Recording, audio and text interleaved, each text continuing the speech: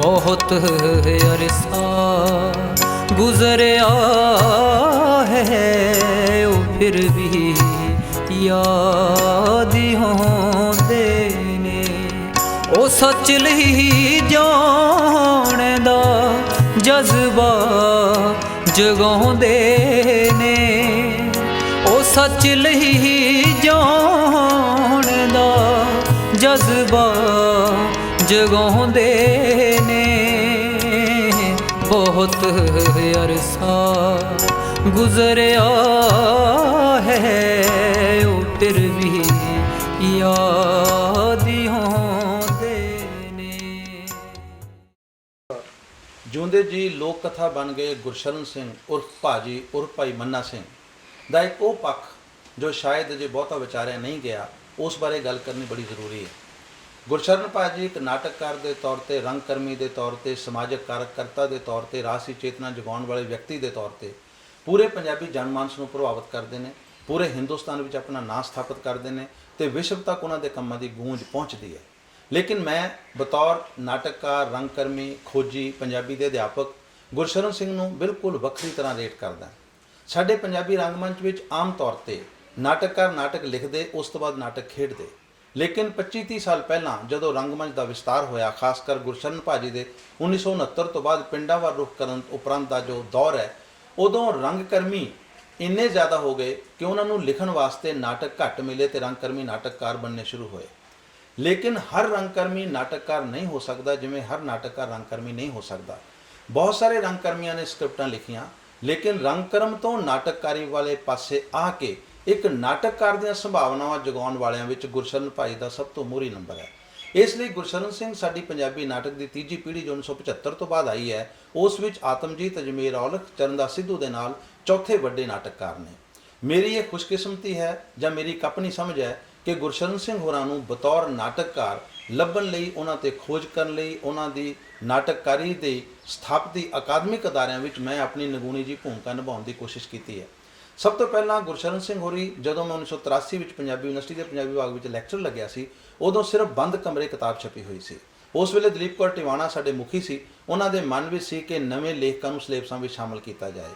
ਉਦੋਂ ਪਹਿਲੀ ਵਾਰ ਵਰਿਆਮ ਸੰਧੂ, ਪ੍ਰੇਮ ਪ੍ਰਕਾਸ਼, ਗੁਲਜ਼ਾਰ ਸਿੰਘ ਸੰਧੂ, ਅਜਮੇਰ ਸਿੰਘ ਔਲਖ ਅਜਿਹੇ ਨਵੇਂ ਨਾਟਕਕਾਰ, ਨਵੇਂ ਕਹਾਣੀਕਾਰ, ਨਵੇਂ ਕਵੀ, ਸੁਰਜੀਤ ਪਾਤਰ, ਪਾਸ਼ ਜਦੋਂ ਆਏ ਤਾਂ ਗੁਰਸ਼ਰਨ ਸਿੰਘ ਨੂੰ ਇੱਕ ਨਾਟਕਕਾਰ ਦੇ ਤੌਰ 'ਤੇ ਸ਼ਮੂਲੀਅਤ ਦੇ ਵਿੱਚ ਲਿਆਉਣ ਵਾਸਤੇ ਮੈਂ ਇੱਕ ਛੋਟੀ ਜਿਹੀ ਭੂਮਿਕਾ ਨਿਭਾਈ। ਭਾਵੇਂ ਕਿ ਉਦੋਂ ਇੱਕੋ ਹੀ ਕਿਤਾਬ ਛਪੀ ਸੀ ਅਤੇ ਬਹੁਤੇ ਬੰਦਿਆਂ ਦਾ ਇਹ ਇਤਰਾਜ਼ ਸੀ ਕਿ ਗੁਰਸ਼ਰਨ ਸਿੰਘ ਕੇਵਲ ਨਾਅਰਾ ਲਿਖਦਾ ਹੈ, ਉਹ ਨਾਟਕਕਾਰ ਨਹੀਂ ਹੈ, ਰੰਗਕਰਮੀ ਹੈ। ਲੇਕਿਨ ਬੰਦ ਕਮਰੇ ਕਿਤਾਬ ਬਹੁਤ ਅੱਛੀ ਕਿਤਾਬ ਸੀ, ਉਹ ਸਿਲੇਬਸ ਵਿੱਚ ਲੱਗੀ, ਸਾਡੇ ਸਮੈਸਟਰ ਸਿਸਟਮ ਵਿੱਚ ਇੱਕੋ ਹੀ ਕਾਪੀ ਮੇਰੇ ਕੋਲ ਸੀ ਉਹਦੀ, ਉਹ ਵਿਦਿਆਰਥੀਆਂ ਨੇ ਪੜ੍ਹੀ। ਹੌਲੀ ਹੌਲੀ ਗੁਰਸ਼ਰਨ ਸਿੰਘ ਨੂੰ ਇੱਕ ਨਾਟਕਕਾਰ ਦੇ ਤੌਰ 'ਤੇ ਸਥਾਪਿਤ ਕਰਨ ਦੇ ਵਿੱਚ ਪੰਜਾਬੀ ਵਿਭਾਗ ਦੀ ਭੂਮਿਕਾ ਬਣੀ। ਜਦੋਂ 1986 ਵਿੱਚ ਪਹਿਲੀ ਵਾਰ ਗੁਰਸ਼ਰਨ ਸਿੰਘ ਦੀ ਨਾਟਕ ਕਲਾ ਐਮਫਿਲ ਦਾ ਥੀਸਿਸ ਮੇਰੀ ਨਿਗਰਾਨੀ ਵਿੱਚ ਹੋਇਆ। ਉਸ ਤੋਂ ਬਾਅਦ ਉਹਨਾਂ ਦਾ ਇੱਕ ਨਾਟਕ ਨਾਇਕ ਜੋ ਮੈਨੂੰ ਜ਼ਾਤੀ ਤੌਰ 'ਤੇ ਬਹੁਤ ਪਸੰਦ ਸੀ, ਜਿਸ ਵਿੱਚ ਇੱਕ ਸਾਹਿਤਕ ਨਾਟਕ ਵਾਲੇ ਸਾਰੇ ਗੁਣ ਸੀ, ਉਸ ਨੂੰ ਸਿਲੇਬਸਾਂ ਵਿੱਚ ਸ਼ਾਮਲ ਕਰਨ ਦੀ ਪਿਰਤ ਪਈ। 1997 ਵਿੱਚ ਮੈਂ ਨਾਟਧਾਰਾ ਕਿਤਾਬ ਐਡਿਟ ਕੀਤੀ ਜੋ MA ਦੇ ਵਿੱਚ ਪੜ੍ਹਾਈ ਜਾਂਦੀ ਹੈ, ਉਸ ਵਿੱਚ ਨਾਇਕ ਸ਼ਾਮਲ ਸੀ। ਉਸ ਤੋਂ ਬਾਅਦ ਜਦੋਂ ਅੱਗੇ ਡਿਪਾਰਟਮੈਂਟ ਚੱਲਿਆ ਤਾਂ ਗੁਰਸ਼ਰਨ ਸਿੰਘ ਉੱਤੇ ਅਸੀਂ ਇਹ ਪੰਜਾਬੀ ਵਿਭਾਗ ਦੀ ਸਾਹਿਤ ਸਭਾ ਵੱਲੋਂ ਜਦੋਂ ਡਾਕਟਰ ਰਜਿੰਦਰਪਾਲ ਬਰਾੜ ਮੁਖੀ ਬਣੇ, ਅਸੀਂ ਇੱਕ ਸਮਾਗਮ ਕੀਤਾ। ਉਸ ਸਮਾਗਮ ਵਿੱਚ vice chancellor doctor Jaspal Singh ਹੋਰਾਂ ਵੱਲੋਂ ਉਹਨਾਂ ਨੂੰ ਲਾਈਫ ਫੈਲੋਸ਼ਿਪ ਦਿੱਤੀ ਗਈ ਅਤੇ ਉਸ ਤੋਂ ਬਾਅਦ ਉਹਨਾਂ ਨੂੰ D.Litt ਦੀ ਡਿਗਰੀ ਦਿੱਤੀ ਗਈ। ਇਹ ਇੱਕ ਛੋਟਾ ਜਿਹਾ ਸਫ਼ਰ ਹੈ ਸਾਡਾ 25-26 ਸਾਲ ਦਾ, ਜਿਸ ਵਿੱਚ ਪੰਜਾਬੀ ਯੂਨੀਵਰਸਿਟੀ ਪਟਿਆਲਾ, ਪੰਜਾਬੀ ਵਿਭਾਗ ਅਤੇ ਇੱਕ ਨਾਟਕ ਦੇ ਖੋਜੀ ਹੋਣ ਦੇ ਨਾਤੇ ਮੇਰੀ ਇੱਕ ਨਿਗੂਣੀ ਜੀ ਭੂਮਿਕਾ ਹੈ। ਗੁਰਸ਼ਰਨ ਸਿੰਘ ਇਸ ਵੇਲੇ ਵਿਸ਼ਵ ਵਿਦਿਆਲਿਆਂ ਵਿੱਚ ਸਿਲੇਬਸਾਂ ਦਾ ਹਿੱਸਾ ਨੇ, ਪੜ੍ਹਾਏ ਜਾਂਦੇ ਨੇ, ਔਰ ਇਹ ਮੈਂ ਮੰਨ ਕੇ ਤੁਰਦਾ ਕਿ ਗੁਰਸ਼ਰਨ ਸਿੰਘ ਜਿੱਡਾ ਵੱਡਾ ਰੰਗਕਰਮੀ ਹੈ, ਉੱਡਾ ਹੀ ਵੱਡਾ ਨਾਟਕਕਾਰ ਹੈ। ਉਹ ਕਿਉਂਕਿ ਤਤਕਾਲੀ ਘਟਨਾਵਾਂ 'ਤੇ ਨਾਟਕ ਲਿਖਦੇ ਸੀ, ਇਸ ਲਈ ਕੁਝ ਨਾਟਕ ਅਜਿਹੇ ਹੋ ਸਕਦੇ ਆ ਜੋ ਤਤਕਾਲੀ ਘਟਨਾਵਾਂ ਨਾਲ ਜੁੜੇ ਹੋਣ ਕਰਕੇ ਉਹਨਾਂ ਦਾ ਵਕਤੀ ਮੁੱਲ ਹੋਵੇ। ਲੇਕਿਨ ਜੋ ਵੀ ਟੌਪੀਕਲ ਲਿਟਰੇਚਰ ਹੁੰਦਾ ਹੈ, ਉਸ ਦਾ ਵੀ ਵਕਤੀ ਮੁੱਲ ਨਹੀਂ ਹੁੰਦਾ, ਸਮਿਆਂ ਦੇ ਇਤਿਹਾਸ ਵਿੱਚ ਵੱਡਾ ਮੁੱਲ ਹੁੰਦਾ ਹੈ। ਉਹਨਾਂ ਦੇ ਨਾਟਕ ਧਮਕ ਨਗਾਰੇ ਦੀ, ਉਹਨਾਂ ਦਾ ਨਾਟਕ ਨਾਇਕ, ਸੁਖੀ ਬਸੇ ਮਸਕੀਨੀਆਂ, ਇਸੇ ਤਰ੍ਹਾਂ ਉਹਨਾਂ ਦੇ ਹੋਰ ਬਹੁਤ ਸਾਰੇ ਨਾਟਕ ਅਜਿਹੇ ਨੇ ਜਿਹੜੇ ਉਹਨਾਂ ਨੂੰ ਇੱਕ ਵੱਡੇ ਨਾਟਕਕਾਰ ਦੇ ਤੌਰ 'ਤੇ ਸਥਾਪਿਤ ਕਰਦੇ ਨੇ। ਇਸ ਤੋਂ ਬਿਨਾਂ ਮੇਰਾ ਗੁਰਸ਼ਰਨ ਸਿੰਘ ਹੋਰਾਂ ਨਾਲ ਦੂਸਰਾ ਰਿਸ਼ਤਾ ਬਣਿਆ ਜਦੋਂ ਮੈਂ ਇੱਕ ਖੋਜੀ ਦੇ ਤੌਰ ਉੱਤੇ ਪੰਜਾਬੀ ਨਾਟਕ ਦਾ ਇਤਿਹਾਸ ਲਿਖਿਆ ਪੰਜਾਬੀ ਅਕੈਡਮੀ ਦਿੱਲੀ ਲਈ, ਪੰਜਾਬੀ ਨਾਟਕ ਔਰ ਰੰਗਮੰਚ ਕੀ ਇੱਕ ਸਦੀ ਨੈਸ਼ਨਲ ਸਕੂਲ ਆਫ ਡਰਾਮਾ ਲਈ ਕਿਤਾਬ ਲਿਖਿਆ, ਸਾਂਝਾ ਇਤਿਹਾਸ ਪੰਜਾਬੀ ਨਾਟਕ ਤੇ ਰੰਗਮੰਚ ਦਾ। ਉਸ ਦੇ ਵਿੱਚ ਗੁਰਸ਼ਰਨ ਸਿੰਘ ਹੋਰਾਂ ਦੀ ਰੇਟਿੰਗ ਕਰਨ ਲੱਗਿਆ ਕੋਈ ਵੀ ਇਦਾਂ ਦੀ ਸਥਿਤੀ ਨਹੀਂ ਸੀ ਬਣ ਸਕਦੀ ਕਿ ਗੁਰਸ਼ਰਨ ਸਿੰਘ ਨੂੰ ਨਾਟਕਕਾਰ ਦੇ ਤੌਰ ਤੇ ਘਟਾ ਕੇ ਵੇਖਿਆ ਜਾਏ। ਇਸ ਵੇਲੇ ਨਾਟਕਕਾਰ ਦੇ ਤੌਰ ਤੇ ਗੁਰਸ਼ਰਨ ਸਿੰਘ ਦਾ ਬੜਾ ਵੱਡਾ ਨਾਂ ਹੈ। ਮੇਰਾ ਗੁਰਸ਼ਰਨ ਸਿੰਘ ਹੋਣ ਨਾਲ ਬਹੁਤ ਵੱਡਾ ਰੁਤਬਾ ਹੈ, ਉਹ ਹੈ ਸ਼ਰਧਾਲੂ ਵਾਲਾ ਇੱਕ ਰਿਸ਼ਤਾ। ਉਹਨਾਂ ਦੇ ਰੁਤਬੇ ਵਿੱਚ ਸ਼ਰਧਾਲੂ ਦਾ ਰੁਤਬਾ, ਮੈਂ ਉਹਨਾਂ ਦੇ ਬਹੁਤ ਨੇੜੇ ਨਹੀਂ ਰਿਹਾ, ਉਹਨਾਂ ਦੇ ਗਰੁੱਪ ਵਿੱਚ ਕਦੇ ਨਹੀਂ ਰਿਹਾ, ਲੇਕਿਨ ਉਹਨਾਂ ਦਾ ਸ਼ਰਧਾਲੂ ਮੈਂ ਉਹਨਾਂ ਦੇ ਵਿਚਾਰਾਂ ਦਾ, ਉਹਨਾਂ ਦੀ ਸੋਚ ਦਾ ਔਰ ਉਹਨਾਂ ਦੀ ਉਸ ਪਹੁੰਚ ਦ੍ਰਿਸ਼ਟੀ ਦਾ ਜਿਹੜੀ ਸਾਡੇ ਸਮਾਜ ਨੂੰ ਇੱਕ ਸਾਵਾਂ ਬਣਾਉਣ ਦੀ ਕੋਸ਼ਿਸ਼ ਕਰਦੀ ਹੈ। ਰਾਜਸੀ ਤੌਰ ਤੇ ਭਾਵੇਂ ਮੈਂ ਉਹਨਾਂ ਦੇ ਵਿਚਾਰਾਂ ਦੇ ਨਾਲ ਮੇਰੇ ਤਫਰਕਾਤ ਵੀ ਹੋ ਸਕਦੇ ਆ, ਲੇਕਿਨ ਉਹਨਾਂ ਦੀ ਪਹੁੰਚ ਦ੍ਰਿਸ਼ਟੀ ਦੇ ਨਾਲ ਮੇਰੀ 100% ਸਹਿਮਤੀ ਹੈ ਔਰ ਮੈਂ ਉਹਨਾਂ ਦੇ ਬਾਰੇ ਇੱਕੋ ਹੀ ਗੱਲ ਕਹਿ ਸਕਦਾ ਹਾਂ ਕਿ ਉਹ ਸਾਡੇ ਪੰਜਾਬੀ ਸਮਾਜ ਦੇ ਵਿੱਚ ਥੀਏਟਰ ਨੂੰ ਇੱਕ ਸੋਸ਼ਲ ਐਕਟੀਵਿਟੀ ਬਣਾਉਣ ਦੇ ਵਿੱਚ ਵੱਡੀ ਭੂਮਿਕਾ ਨਿਭਾਉਣ ਵਾਲੇ ਨਾਟਕਕਾਰ ਨੇ। ਉਹਨਾਂ ਨੇ ਰੰਗਮੰਚ ਲਈ ਸਤਿਕਾਰ ਪੈਦਾ ਕੀਤਾ। ਪਹਿਲੀ ਵਾਰ ਪੰਜਾਬੀਆਂ ਦੇ ਮੂੰਹੋਂ ਇਹ ਸ਼ਬਦ ਸੁਣਿਆ ਕਿ ਚਲੋ ਡਰਾਮਾ ਵੇਖ ਕੇ ਆਈਏ। ਜਿਹੜੇ ਪੰਜਾਬੀ ਕਹਿੰਦੇ ਸੀ ਚਲੋ ਗਾਉਣ ਸੁਣ ਕੇ ਆਈਏ। ਗਾਉਣ ਸੁਣਨ ਵਾਲੇ ਪੰਜਾਬੀਆਂ ਨੂੰ ਡਰਾਮਾ ਦੇਖਣ ਲਾਉਣਾ, ਡਰਾਮੇ ਦੀ ਵਿਧਾ ਦਾ ਪੰਜਾਬ ਦੇ ਵਿੱਚ ਸਤਿਕਾਰਤ ਸਥਾਨ ਬਣਾਉਣਾ, ਇਹ ਗੁਰਸ਼ਰਨ ਸਿੰਘ ਹੋਰਾਂ ਦਾ ਬਹੁਤ ਵੱਡਾ ਕੰਮ ਹੈ। ਇਸ ਲਈ ਮੈਂ ਆਪਣੇ ਨਾਟਕ ਥੀਏਟਰ ਦੀ ਖੋਜ ਦੇ ਵਿੱਚ ਗੁਰਸ਼ਰਨ ਸਿੰਘ ਜੀ ਦੀਆਂ ਧਾਰਨਾਵਾਂ ਨੂੰ ਬਹੁਤ ਮਹੱਤਵ ਦਿੱਤਾ ਹੈ। ਮੇਰੀ ਕਿਤਾਬ ਪੰਜਾਬੀ ਰੰਗਮੰਚ ਦੀ ਭੂਮਿਕਾ, ਉਸ ਕਿਤਾਬ ਦੀ ਭੂਮਿਕਾ ਦੇ ਵਿੱਚ ਗੁਰਸ਼ਰਨ ਸਿੰਘ ਹੋਰਾਂ ਦੀ ਪਹੁੰਚ ਦ੍ਰਿਸ਼ਟੀ ਦੇ ਆਧਾਰ ਬਣਾ ਕੇ ਮੈਂ ਪੰਜਾਬੀ ਰੰਗਮੰਚ ਦਾ ਮੁਲਾਂਕਣ ਕਰਨ ਦੀ ਕੋਸ਼ਿਸ਼ ਕੀਤੀ ਹੈ। ਗੁਰਸ਼ਰਨ ਸਿੰਘ ਹੋਰੀ ਜਦੋਂ ਪਲਸ ਮੰਚ ਬਣਾਇਆ, ਉਹਨਾਂ ਨੇ ਦੁਬਾਰਾ ਸਰਦਲ ਸ਼ੁਰੂ ਕੀਤਾ ਤਾਂ ਉਹ ਨਵੇਂ ਸਰਦਲ ਦੇ ਦੌਰ ਵਿੱਚ ਮੈਂ ਮੁੱਢਲੇ ਸਲਾਹਕਾਰਾਂ ਵਿੱਚ ਸੀ।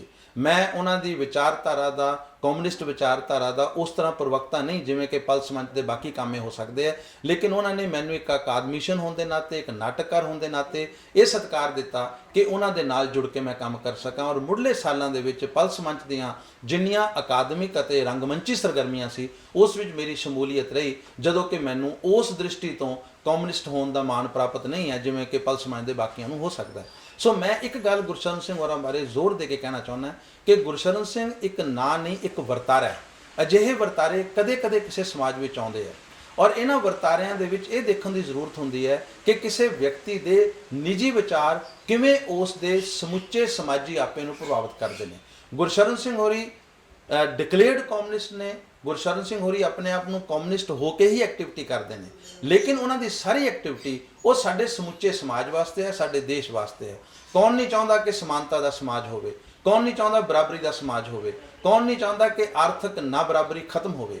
ਸੋ ਜਿਹੜੇ ਉਹ ਵਿਅਕਤੀ ਜੋ ਗੁਰਸ਼ਰਨ ਸਿੰਘ ਹੋਰਾਂ ਦੀ ਵਿਚਾਰਧਾਰਾ ਦੇ ਓਪਨ ਤੌਰ ਤੇ ਝੰਡਾ ਬਰਦਾਰ ਨਹੀਂ, ਉਹਨਾਂ ਵਾਸਤੇ ਵੀ ਗੁਰਸ਼ਰਨ ਸਿੰਘ ਉਨਾ ਹੀ ਮੈਟਰ ਕਰਦਾ ਹੈ। ਇਸ ਲਈ ਗੁਰਸ਼ਰਨ ਸਿੰਘ ਹੋਰਾਂ ਦੇ ਇਸ ਧਰਤੀ ਤੇ ਜਾਣ ਤੋਂ ਬਾਅਦ ਹਰ ਵਰਗ ਦੇ ਲੋਕਾਂ ਨੂੰ ਉਹਨਾਂ ਨੂੰ ਸਤਿਕਾਰ ਮਿਲਿਆ। ਉਹ ਇੱਕ ਲੋਕ ਨਾਇਕ ਨੇ, ਉਹ ਕਿਸੇ ਇੱਕ ਪਾਰਟੀ ਜਾਂ ਗਰੁੱਪ ਦੇ ਨਾਇਕ ਨਹੀਂ, ਬਲਕਿ ਲੋਕ ਨਾਇਕ ਨੇ। ਅਜਿਹੇ ਲੋਕ ਨਾਇਕ ਕਦੇ-ਕਦੇ ਪੈਦਾ ਹੁੰਦੇ ਆ। ਮੈਂ ਗੁਰਸ਼ਰਨ ਸਿੰਘ ਹੋਰਾਂ ਨੂੰ ਜ਼ਾਤੀ ਤੌਰ ਉੱਤੇ ਬਹੁਤ ਹੀ ਵੱਡਾ ਮੰਨਦਾ, ਬਹੁਤ ਜ਼ਿਆਦਾ ਸਤਿਕਾਰ ਦਿੰਦਾ ਔਰ ਉਹਨਾਂ ਦੀ ਉਸ ਸਤਿਕਾਰਤ ਸ਼ਖਸੀਅਤ ਨੇ ਪੰਜਾਬੀ ਰੰਗਮੰਚ ਨੂੰ ਬਹੁਤ ਜ਼ਿਆਦਾ ਪ੍ਰਭਾਵਿਤ ਕੀਤਾ ਹੈ। ਗੁਰਸ਼ਰਨ ਸਿੰਘ ਦੀ ਪੰਜਾਬੀ ਰੰਗਮੰਚ ਨੂੰ ਸਭ ਤੋਂ ਵੱਡੀ ਦੇਣ ਹੈ। ਜੇ ਮੈਂ ਰੇਟਿੰਗ ਕਰਨੀ ਹੋਵੇ ਤਾਂ ਨੰਬਰ 1 ਤੇ ਗੁਰਸ਼ਰਨ ਸਿੰਘ ਆਉਂਦੇ ਆ, ਜਿਨ੍ਹਾਂ ਨੇ 5 ਦਹਾਕੇ ਲਗਾਤਾਰ ਪੰਜਾਬੀ ਸਮਾਜ ਦੇ ਵਿੱਚ ਰੰਗਮੰਚ ਦੀ ਵਿਧਾ ਦੀ ਪਛਾਣ ਕਰਾਈ ਔਰ ਰੰਗਮੰਚ ਦੀ ਵਿਧਾ ਨੂੰ ਸਮਾਜਿਕ ਤਬਦੀਲੀ ਦਾ ਮਾਧਿਅਮ ਬਣਾਇਆ। ਇਹ ਸਭ ਤੋਂ ਵੱਡੀ ਗੱਲ ਹੈ ਔਰ ਇਹੀ ਸੁਰ ਸਾਡੇ ਪੰਜਾਬੀ ਰੰਗਮੰਚ ਦੀ ਮੁੱਖ ਸੁਰ ਹੈ ਕਿ ਸਾਡਾ ਰੰਗਮੰਚ ਨਿਰੋਲ ਐਂਟਰਟੇਨਰ ਨਹੀਂ ਹੈ, ਉਹ ਆਰਟ ਫॉर ਆਰਟ ਸੇਕ ਨਹੀਂ ਹੈ, ਬਲਕਿ ਉਹ ਸਮਾਜਿਕ ਪ੍ਰਤੀਬੱਧਤਾ ਦਾ ਰੰਗਮੰਚ ਹੈ ਔਰ ਇਹ ਦਿਸ਼ਾ ਉਸ ਨੂੰ ਗੁਰਸ਼ਰਨ ਸਿੰਘ ਨੇ ਦਿੱਤੀ ਹੈ। ਇਸ ਲਈ ਮੈਂ ਕਹਿੰਦਾ ਕਿ ਅਸੀਂ ਸਾਰੇ ਜਿੰਨੇ ਰੰਗਕਰਮੀ ਹਾਂ, ਜਿੰਨੇ ਵੀ ਰੰਗਕਰਮੀ ਪੰਜਾਬ ਵਿੱਚ ਥੀਏਟਰ ਕਰਦੇ ਆ, ਅਸੀਂ ਸਾਰੇ ਨਿੱਕੇ-ਨਿੱਕੇ ਗੁਰਸ਼ਰਨ ਸਿੰਘ ਹੈ ਤੇ ਮੈਨੂੰ ਵੀ ਇੱਕ ਨਿੱਕਾ ਗੁਰਸ਼ਰਨ ਸਿੰਘ ਹੋਣ ਦਾ ਮਾਣ ਪ੍ਰਾਪਤ ਹੈ। ਬਹੁਤ ਅਰਸਾ ਗੁਜ਼ਰਿਆ ਹੈ ਉਹ ਫਿਰ ਵੀ ਯਾਦ